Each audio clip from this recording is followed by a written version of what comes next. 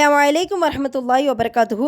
பள்ளிவாசல வட்டமாக அமர்ந்து கொண்டிருந்த ஒரு கூட்டத்தாரிடம் முஆவியா ரலியல்லாஹு அவர்களிடம் புறப்பட்டு வந்து, நீங்கள் இங்கு அமர்ந்திருப்பதற்கு என்ன காரணம் என்று கேட்டார்கள்.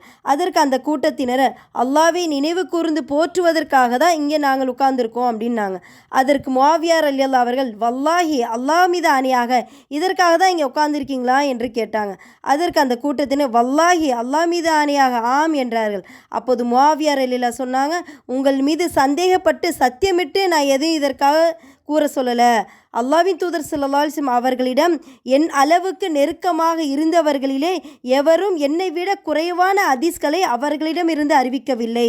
நான் மிக குறைவான ஹதீஸ் தான் அறிவித்திருக்கிறேன் கூறிவிட்டு அல்லாஹ்வின் தூதர் ஸல்லல்லாஹு அலைஹி வஸல்லம் ஒரு முறை வட்டமாக அமர்ந்திருந்த தம் தோழர்களிடம் வந்து, நீங்கள் அமர்ந்திருப்பதற்கு என்ன காரணம் என்று கேட்டார்கள். அதற்கு தோழர்கள், அல்லாஹ் எங்களுக்கு இஸ்லாம் என்ற நேர்வழி காட்டியதற்காகவும் எங்கள் மீது அருட்கொடைகளை புரிந்ததற்காகவும் அவனை நினைவு கூர்ந்து போற்றுவதற்காக தான் இங்கே அமர்ந்து கொண்டிருக்கிறோம் என்று கூறினார்.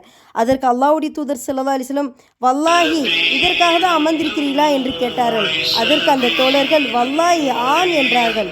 அப்போது அல்லாஹ்வுடைய தூதர் ஸல்லல்லாஹு அலைஹி வஸல்லம் கூறினார்கள், அறிந்து கொள்ளுங்கள், உங்கள் மீது சந்தேகப்பட்டு சத்தியமிட்டு நான் கேட்கல, மாறாக வானவர் ஜிப்ரீல் அலைஹிஸ்ஸலாம் என்னிடம் வந்து வல்லமை மாண்புமிக்க அல்லாஹ் உங்களை பற்றி வானவர்களிடம் பெருமையுடன் பேசிக் கொள்கிறான் என்று அறிவித்தார்கள்.